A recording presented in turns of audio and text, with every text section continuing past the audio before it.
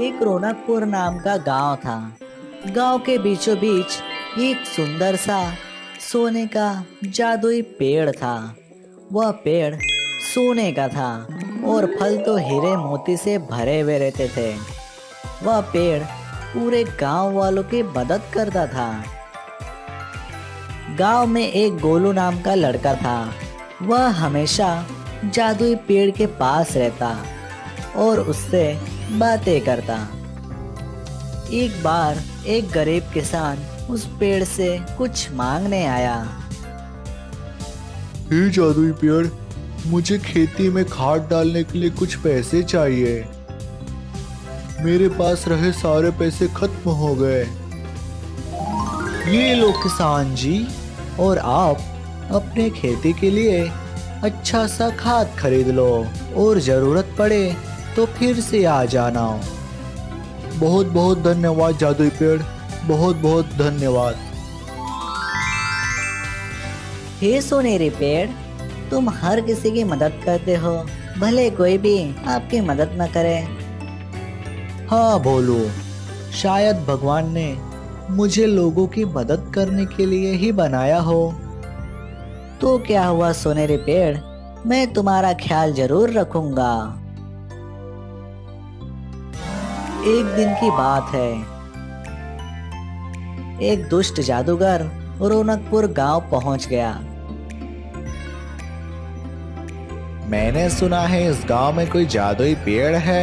अगर सही निकला तो मैं उस पेड़ की सारी दिव्य शक्तियां खींच लूंगा और खुद ज्यादा शक्तिशाली बन जाऊंगा।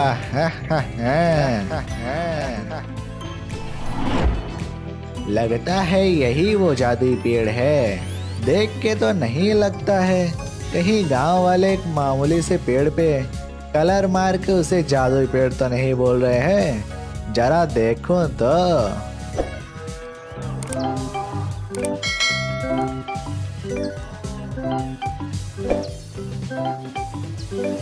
हे जादुई पेड़, मैं बहुत दूर से सफर करके आया हूँ। मुझे आगे सफर करना है, लेकिन मेरे पास पैसे नहीं है।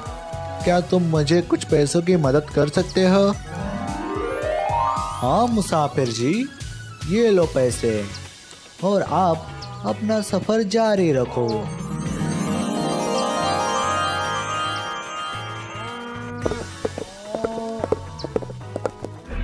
अरे वाह, ये तो सच में कमाल का जादुई पेड़ है। अब तो इसकी सारी दिव्य शक्तियां मैं खींच लूंगा और खुद ज्यादा शक्तिशाली बन जाऊंगा। यही मौका है, चलो जल्दी।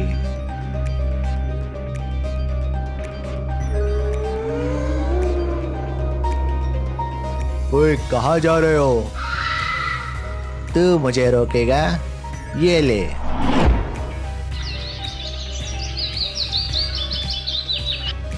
अरे वाह, आज मैं तेरे अंदर का सारी दिव्य शक्तियां खींच लूंगा और मैं ज्यादा शक्तिशाली बन जाऊंगा। हा हा हा। नहीं, तुम ऐसा नहीं कर सकते। अब तुम्हारा समय पूरा हो गया जादुई पेड़, तुमने बहुत सेवा कर ली। जादूगर अपने जादुई शक्ति से पेड़ का दिव्य शक्ति खींच लेता है और वहां से भाग जाता है।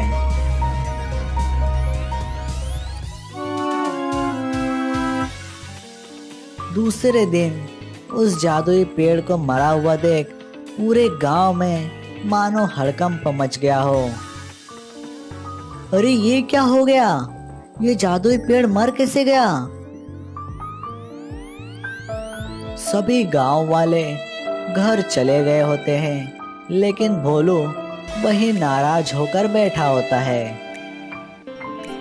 तभी अचानक वन देवता प्रकट हो जाते हैं।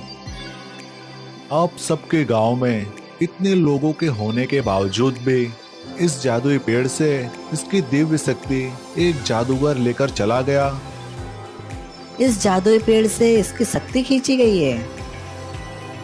हाँ, कल रात को एक जादूगर आप सबके गांव में आया और इस जादुई पेड़ से इसकी दिव्य शक्ति खींचकर ले गया।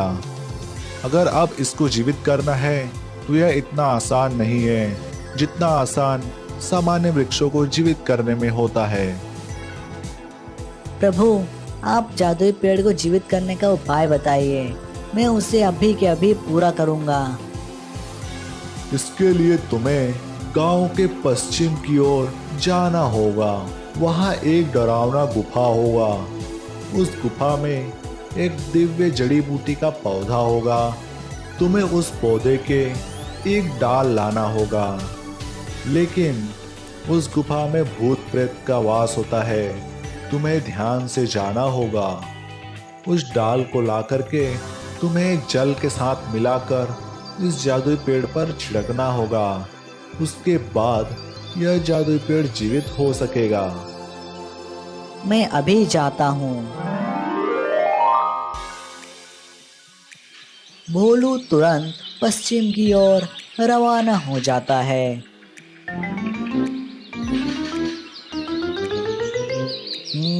शायद यह वो गुफा हो जिसके बारे में वन देवता कह रहे थे। चलो फिर चलकर देखता हूँ। भोलू उस गुफा के अंदर चला जाता है।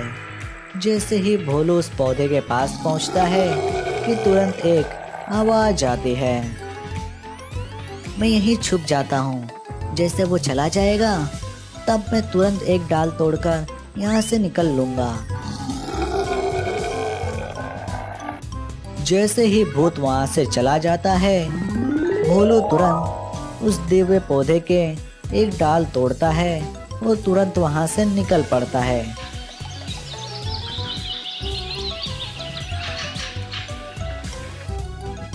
बस जादुई पेड़, बस और कुछ समय रुको, मैं तुम्हें तुरंत जीवित करता हूँ। भोलू उस दिव्य पौधे के डाल को लेकर प्याले के जल में डालता है और तुरंत उस जादुई पेड़ पर छिड़क देता है। अरे वाह, जादुई पेड़ जीवित हो गया। अरे वाह! सभी गांव वाले खुश हो जाते हैं और उस जादुई पेड़ की सुरक्षा ज्यादा करने लगते हैं।